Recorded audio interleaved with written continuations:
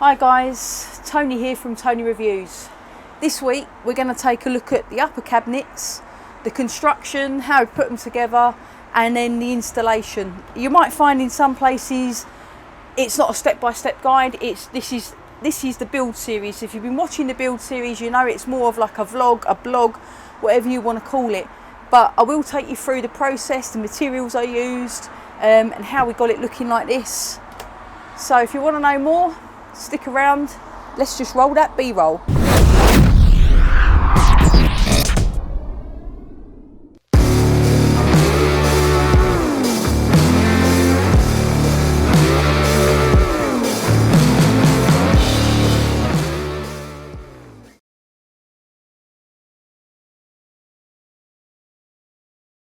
Okay, so we're on to the cabinetry stage, as I mentioned before.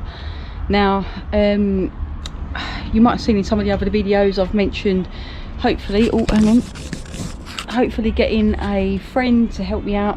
Originally it was going to be my uncle. Unfortunately he is in hospital at the moment. Just on the day that I was going to take the van, he got admitted to hospital that evening. But I've got a friend whose dad was a carpenter, retired now, and he has offered to help me out. So today we knocked up this. This is one of the upper cabinets. This is the base, it's upside down. That's the base, that's the top. This is using the method that Ollie from Van Life Conversions used, you know, with the battens and then screwing up. So this is 2x1 square edge plain timber, double battened in the middle, single battened on the edge.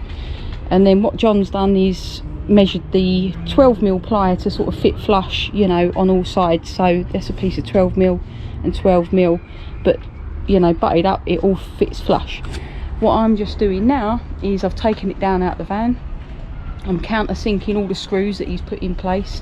So taking all the screws out, countersinking them, putting all back in, and then I'm wood fillering all the screws over, wood fillering the joints all the way across here. So we're going to have a flat edge once it's painted, wood fillering this centre join with these and all of these joins here, all here, and then yeah, so that's the way I'm sort of doing it.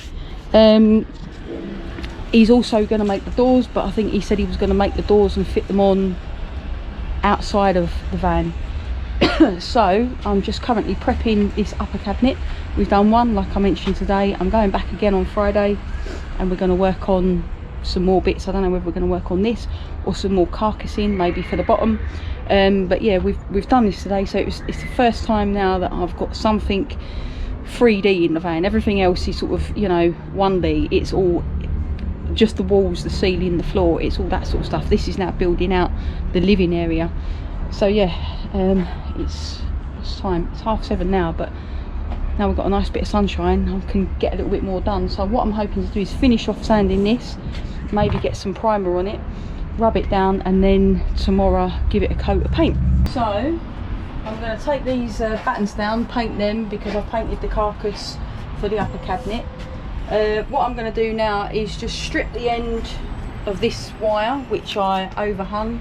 This is the upper cabinet wire for the downlights, and I've already wired them up on the carcass now. So all I'm going to do is add this like bayonet end.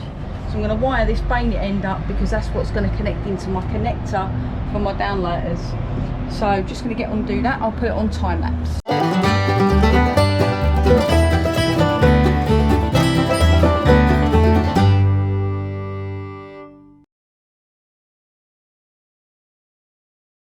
We are the early stages of the upper cabinets of side 2.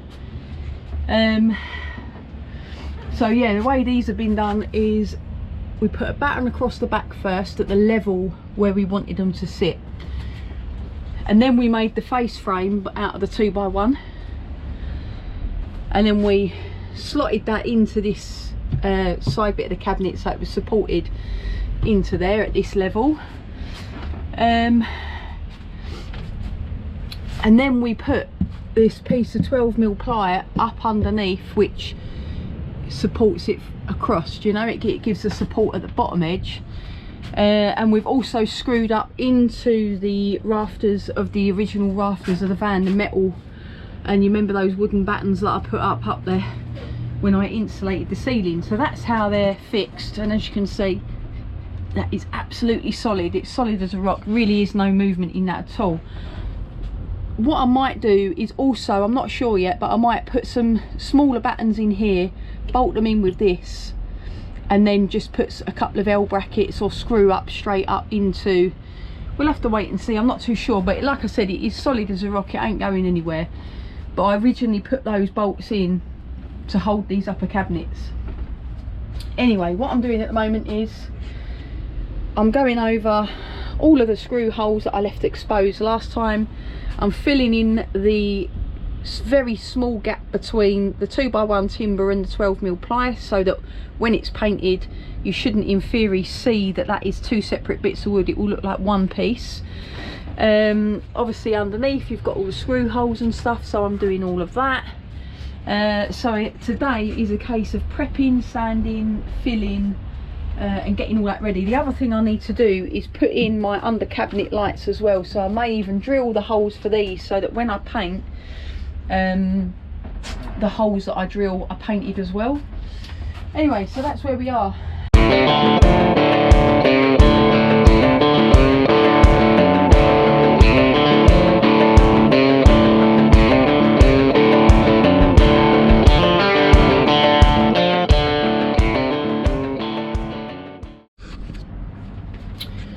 So when I'm working out where to drill these holes for the for these lights, these little puck lights that go underneath, the wires have got to come up through here and will run along this back channel. So I know where to drill underneath, because I want to get the lights fairly close to the back of the wall so that they cast a sort of shadow onto the wall. So I know where to drill and I don't get it wrong. I'm going to use this as a guide. So this is just slightly wider than this batten, but I'm thinking I might turn it that way just to be doubly sure, because it's obviously wider there. If I use that as my guide, so I know then not to go past that point, that's where my hole's going to be. So all I need to do then is get the length. So I'm thinking 5 or 6 lights across there, maybe 5, because I think sometimes an uneven number works better than an even.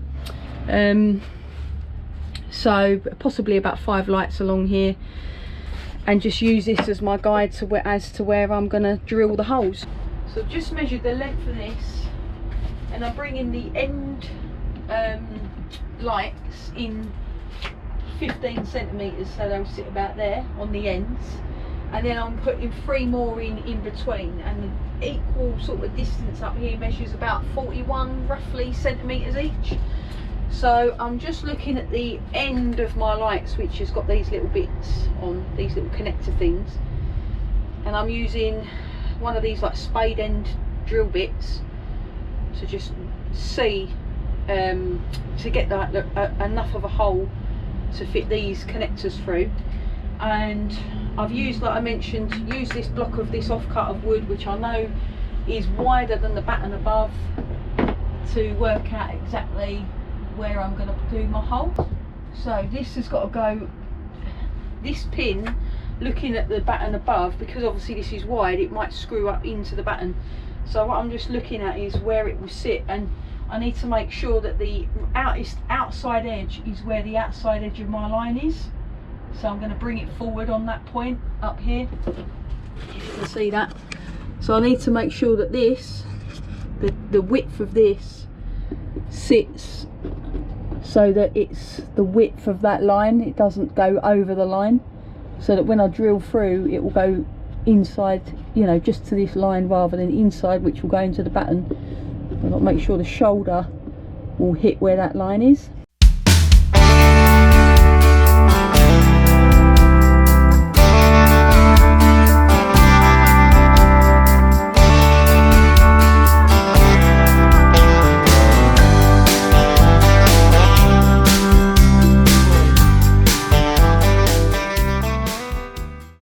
So, sorry if it's skipped a step or two. Well, it hasn't really, I've just painted it and corked it.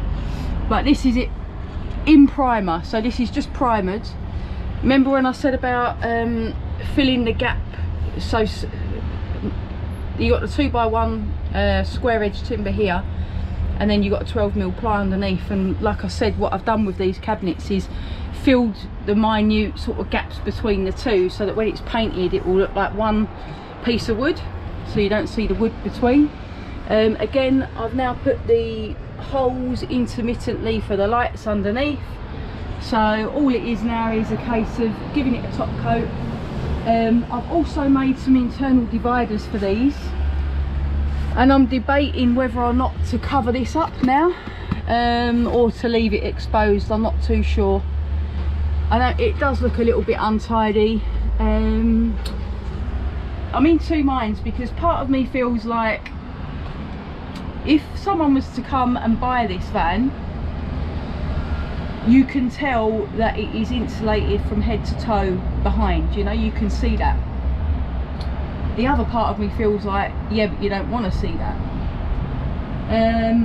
So I'm thinking about it. Anyway, on to the next bit, which is now giving it its two top coats.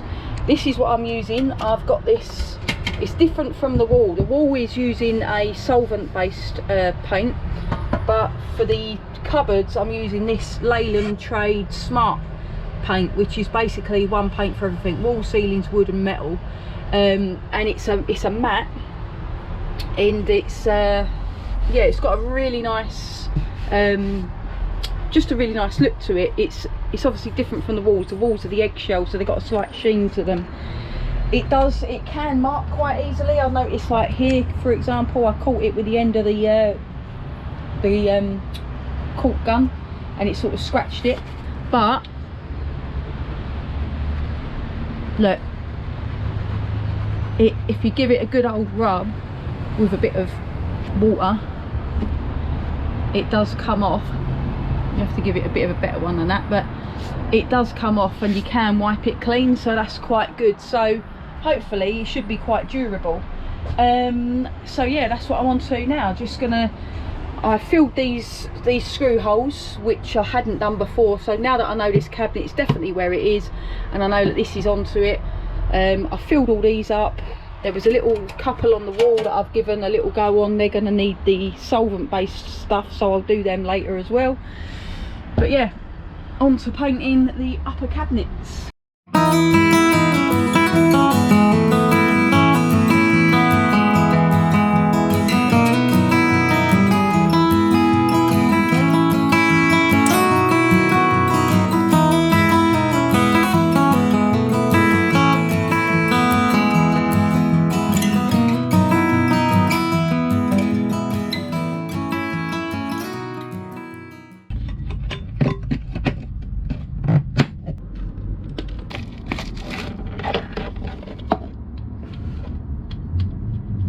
So the other thing you got are these little 3M stickers that stick to the back, and then you've obviously then got the two screws which can hold it in place.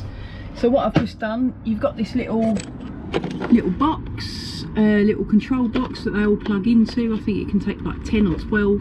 I'm only running 5 off of this, and I'm going to run some cable tidies up the back so that you don't get this big clump of wire hanging over the whole shelf, so you know, it'll keep them out the way. So I'll show you the next stage once I've put the cable tidies in and the 3Ms on and stuck them up. So here we are, puck lights all in place, using the 3M sticker and 2 screws for each one.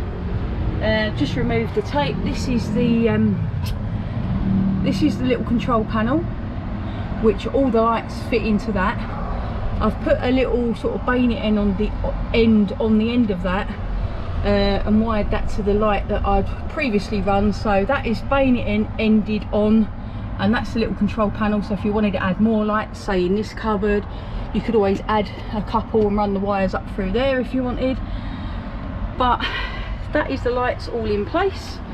I've used these little, I bought some various sizes of these. This is a big one, but this is what I use to tidy the cable on the roof for the solar panel, and they are household sort of cable tidies, I think. I Sikaflex those on the roof, but these ones I've just used like a double-sided sticky pad to stick them in. I put the centre dividers in, although they're not fixed yet, they're just sort of sitting in place. And this is the wiring all the way along to sort of keep it out of the way, you know, like you can still use these areas without necessarily getting into tangling yourself up in the cables. So all that's left to do now really is test the lights. It's not that one. Yeah, I'm liking that. I think that looks nice. Let's have a look from this end, sit down. Oh yeah, looks good, doesn't it? Liking that, looking good. Yeah, so all that I've got to do now is obviously make the doors, but I'll put the doors in a separate video. That's going to be a completely different technique and individual technique all on its own, so the doors will be a thing on their own. But yeah, this is upper cabinets finished. So I hope you found the video useful. I know that you know, this van is coming on in leaps and bounds. It's literally, the hardest part was the foundation, getting the walls in, the insulation, and it just felt like everything was taking so long. And now when you look at the build series videos where everything's in place, it's like, you know, Lego blocks, everything's just popping up really quickly, boom, boom, boom, boom, boom, and it's getting done so fast. And I'm so happy that all of that time, effort and hard slog is now paying off, because each of these little bits, all of these little finishing touches that we do is just, you know, the van's just coming together so quickly, which is great, because I've got a couple of trips planned which I'm looking forward to, and I'll probably take you guys along as well, so you'll want to stick around and hopefully see the van being put to some good use. Believe me, the van is going to be put to good use. But yeah, I hope you found this video helpful. You know, these cupboards, they are solid, so one thing that was worrying me when we put this up was, are they going to be strong enough? The plan is, it is literally, these cupboards are going to be used for things like clothes and little odds and sods. They're not going to be overloaded with things like cans, you know, I'm not going to do that to them. All the heavy stuff's going to be put in the bottom. Obviously you've got to think about your centre of gravity and weight and all that as well. So all light stuff, even though I'm sure these cabinets could take it, all the light stuff's going to be put up here. But yeah, so I hope you found the video useful, helpful, insightful and all those other sort of descriptive words. I hope you're also enjoying seeing this van come together. I know that every time I look at it, you know, I'm just in awe with what I, you know, not to blow my own trumpet, but what I've managed to achieve. I know that John, you know, Laura, one of my best mates, her dad's helped me out tremendously with these units. You know, I wouldn't have done it in this way. This wouldn't have been the technique I would have used. So if it weren't for John, I don't think these cabinets would be looking as good as this. But yeah, I have put a lot of hard work, effort and time in, and I'm just chuffed with how it's turning out. So yeah, hope that you're finding it interesting as well, because I know that I'm finding it exciting and I'm just blown away with how it's turning out. Anyway, enough of me rambling on. Before I forget, if you haven't yet checked out the Let Us Live website, go to letuslive.co.uk, use Toni Reviews in the checkout and you'll get a small discount there. If you're into your motorcycles or adventure, there's loads of stuff on there that is motorcycle and adventure inspired. So don't forget, use Toni Reviews at checkout and you get a little discount there. So last but not least, if you haven't yet subscribed to the channel, click the link below, stay up to date with all the latest releases from Toni Reviews. There's always something going on this channel, whether it be me pottering around, doing something new to the van, out on the motorbike, testing something out, going for a ride, you know, whatever. If you're into motorcycles and adventure, then subscribe to the channel. There's plenty more stuff coming up, I can guarantee you that. So until then, safe riding, safe driving, happy adventures, and I'll see you all in the next one.